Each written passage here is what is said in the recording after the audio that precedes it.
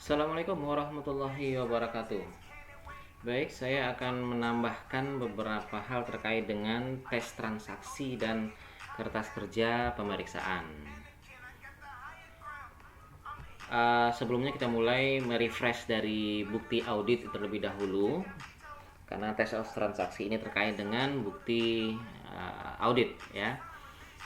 Jadi yang dikatakan bukti audit itu adalah segala jenis informasi yang digunakan oleh auditor untuk menentukan apakah informasi yang sedang diaudit itu telah sesuai dengan kriteria yang ditetapkan. Jadi semua jenis informasi yang berguna bagi auditor untuk memberikan keyakinan yang memadai dalam memberikan opini atau pendapat terhadap laporan keuangan. Nah, bahan bukti apa saja yang akan digunakan itu ditentukan oleh faktor-faktor berikut ini ya.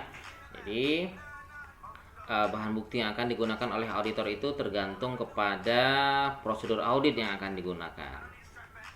Kemudian ukuran sampel yang akan digunakan untuk prosedur yang dipilih. Artinya ketika suatu prosedur audit sudah ditentukan, sudah disusun, maka prosedur audit ini juga akan menentukan ukuran sampelnya yang akan dipilih untuk melakukan pemeriksaan. Nah, kemudian unsur-unsur yang dipilih dari populasi, kemudian waktu pelaksanaan prosedur audit juga menentukan bahan bukti apa saja yang akan dikumpulkan. Karena ketika waktu audit itu singkat, bahan bukti audit yang dikumpulkan juga tentu tidak akan terlalu banyak ya. Ketika bahan bukti itu dibutuhkan banyak, tentu akan berbanding lurus dengan waktu yang akan dibutuhkan dalam melakukan audit. Nah, di sini ada penjelasan sedikit bahwa prosedur audit itu adalah merupakan instruksi detail yang digunakan untuk memperoleh bahan bukti audit. Ya, jadi dalam audit itu sebetulnya Anda tidak perlu khawatir. Kenapa? Karena sudah ada panduan-panduan, sudah ada langkah-langkah, sudah ada instruksi-instruksi secara detail untuk melakukan apa saja yang akan dilakukan dalam melakukan audit. Misalnya ada instruksi hitung jumlah kas yang ada pada kasir misalnya. Lalu kemudian ada mungkin instruksi yang menyatakan bahwa telusuri saldo kas pada jurnal pengeluaran kas dan seterusnya. Jadi informasi-informasi detail itu tentu ada dalam sebuah prosedur audit. Nah, berbicara tentang audit test atau pengujian audit, sebetulnya ada tiga tipe dari audit test. Yang pertama adalah risk assessment, adalah pengukuran risiko. Yang kedua test of control atau pengujian pengendalian. Yang ketiga adalah substantive procedure atau prosedur substantif. Nah, namun yang paling dikenal secara lumrah, secara lazim itu adalah test of control dan substantive procedure. Ini biasanya berdampingan dalam penjelasan. Oke. Risk assessment atau pengukuran risiko ini adalah upaya dari auditor untuk mengukur risiko audit, mengukur risiko dari klien sehingga nantinya auditor bisa memperkirakan prosedur apa yang akan dilaksanakan, yang akan dipilih, kemudian bahan bukti apa yang akan dipilih, kemudian volume bahan bukti dan seterusnya. Nah, bagaimana cara melakukan risk assessment atau melakukan penilaian risiko? Bisa melakukan pertanyaan kepada manajemen, mengajukan pertanyaan-pertanyaan kepada manajemen terkait dengan proses bisnis perusahaan, kemudian bisa melakukan observasi kepada perusahaan klien, bisa dilakukan dengan inspeksi dan melakukan prosedur analisis. Contohnya apa? Contoh prosedur analisis ini adalah misalnya melihat dari tren penjualan. Atau misalnya dengan melihat misalnya ada penjualan itu naik 10%, tapi piutang naik 30%. Nah, ketika penjualan naik 10% dan piutang naik 30%, ini merupakan refleks bagi auditor atau merupakan sebuah tanda-tanda bahwa terdapat risiko tinggi dalam sebuah akun penjualan dan piutang. Nah, seperti itu. Nah, risk assessment. Kemudian audit test yang kedua adalah test of control atau biasa disebut dengan compliance test atau tes ketaatan. Tujuannya adalah untuk menentukan efektivitas pengendalian intern klien yang bertujuan juga untuk mendeteksi dan mencegah salah saji material. Jadi adalah pengujian pengendalian untuk mengidentifikasi apakah pengendalian yang dimiliki oleh klien itu sudah mampu mendeteksi atau bahkan mencegah salah saji material yang ada pada klien tersebut. Ya, bisa dilakukan dengan melakukan control observation, dengan melakukan observasi pengendaliannya, bagaimana pengendaliannya bisa kita observasi. Lalu bisa dilakukan dengan reperformance control atau melakukan pengendalian itu sendiri, melakukan ulang, ya. Kita yang melakukan, kita ikut terlibat dalam kontrol tersebut. Kemudian audit test yang ketiga adalah substantif prosedur atau biasa disebut dengan substantif test. Substantif test ini adalah untuk menentukan salah saji material. Nah, ini perbedaan yang signifikan yang paling sederhana untuk membedakan antara compliant test dengan substantif test adalah kalau compliant test ini berkaitan dengan pemeriksaan atau pengujian ketaatan. Apakah misalnya faktur tersebut sudah diberikan bernomor urut tercetak, apakah setiap faktur penjualan itu sudah diotorisasi dan seterusnya, ya, belum berkaitan dengan saldo-saldo. Tapi substantif test itu adalah berkaitan dengan saldo-saldo dan transaksi, ya, makanya dia tujuannya untuk menentukan salah saji material, ya, bisa disebut sebagai tes transaksi atau tes kewajaran saldo. Oke, kita bahas satu-satu. Compliant test, apa yang dimaksud dengan compliant test? Compliant test adalah tes atau pengujian terhadap bukti-bukti pembukuan yang mendukung transaksi. Ya, bukti-bukti bisa itu delivery order, sales order, invoice ya atau faktur dan seterusnya. Tujuannya apa? Tujuannya seperti yang disampaikan tadi adalah untuk mengetahui apakah setiap transaksi yang terjadi itu sudah diproses dan sudah dicatat sesuai dengan sistem dan prosedur yang ditetapkan oleh manajemen, ya, untuk menentukan apakah prosedur, sistem itu sudah berjalan.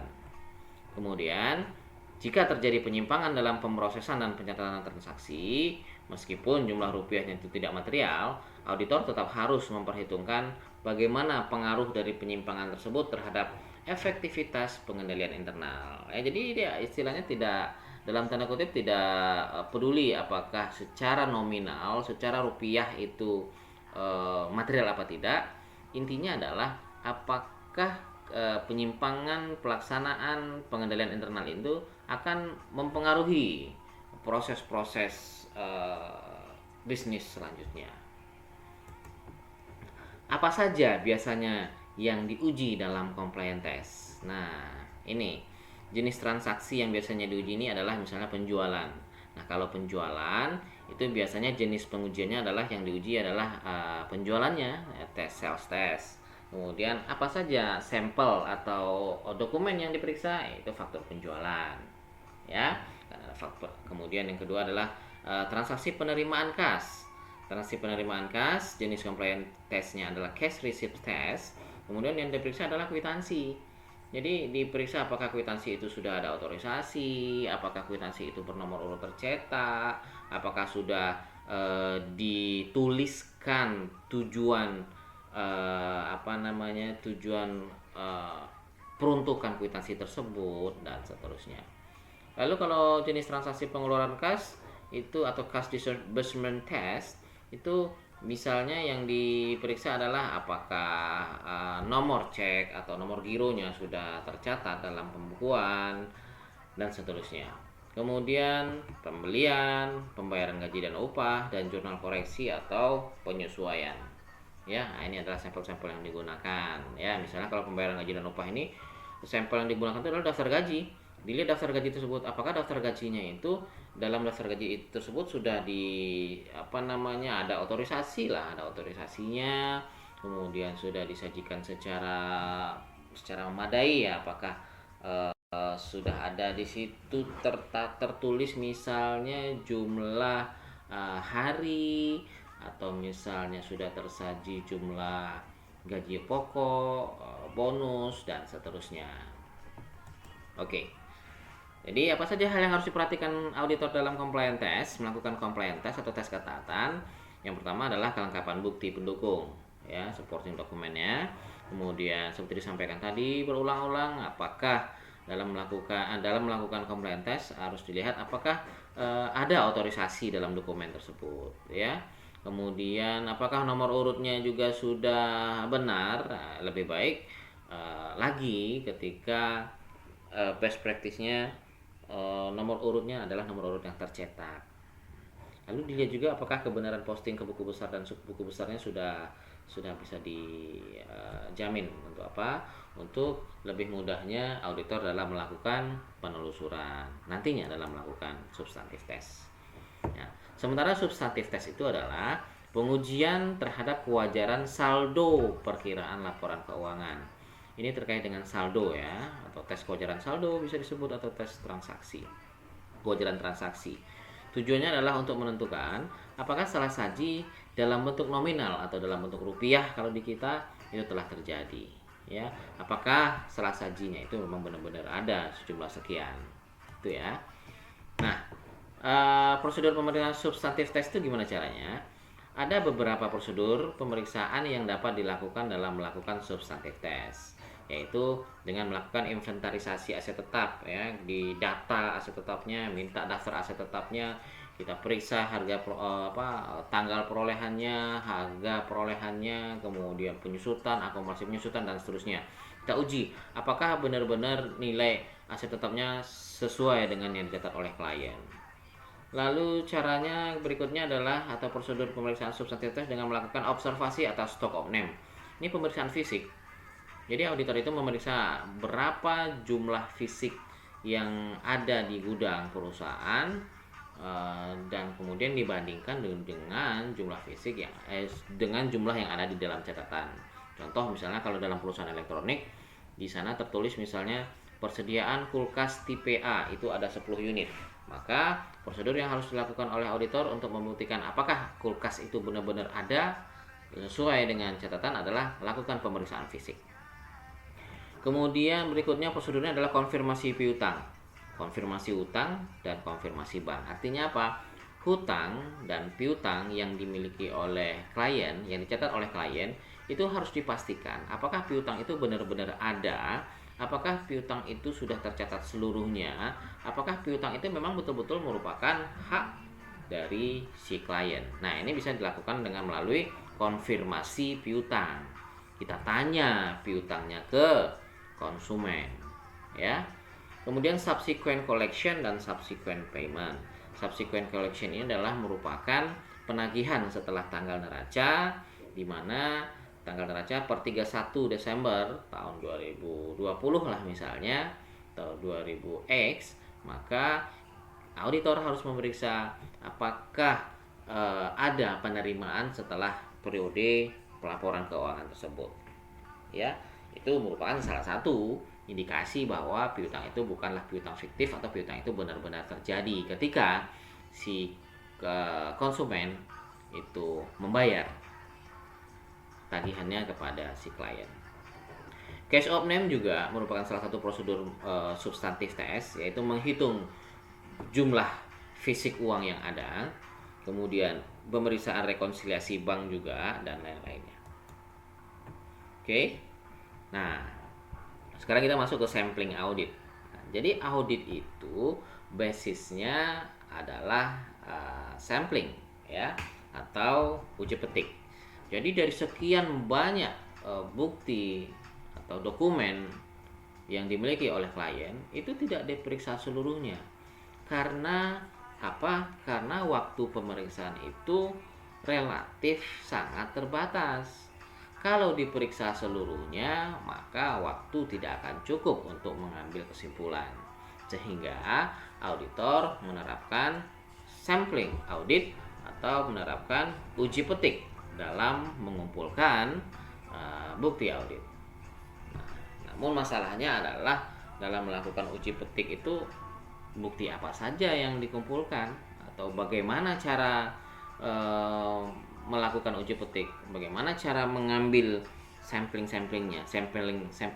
mana yang akan diambil, bukti-bukti mana aja yang diambil dari 1000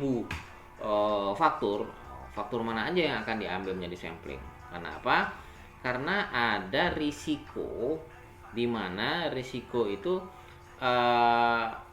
auditor salah mengambil kesimpulan, atau kesimpulan yang diambil dengan menggunakan sampling itu berbeda dengan kesimpulan jika auditor menggunakan populasi meskipun dengan prosedur audit yang sama. Contoh misalnya yang risiko sampling ini adalah ketika si auditor dari 1000 faktur penjualan misalnya, auditor mengambil 100 buah faktur.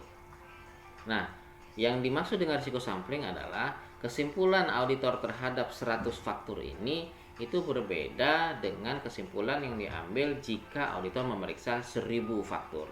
Itu dikatakan dengan risiko sampling. Ya, yang Anda tahu sendiri bahwa populasi itu adalah merupakan keseluruhan bukti yang ada, ya. Sementara kalau sampling itu adalah merupakan bagiannya, ya, uji petik.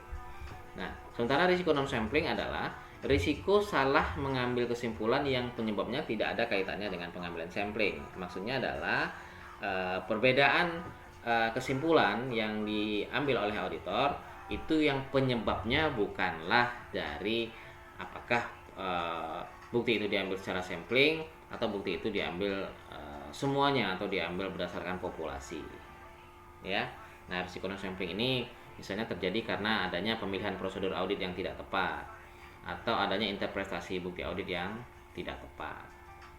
Intinya adalah risiko sampling adalah risiko perbedaan kesimpulan yang diambil oleh auditor akibat pengambilan bukti secara sampling dengan pengambilan bukti secara populasi.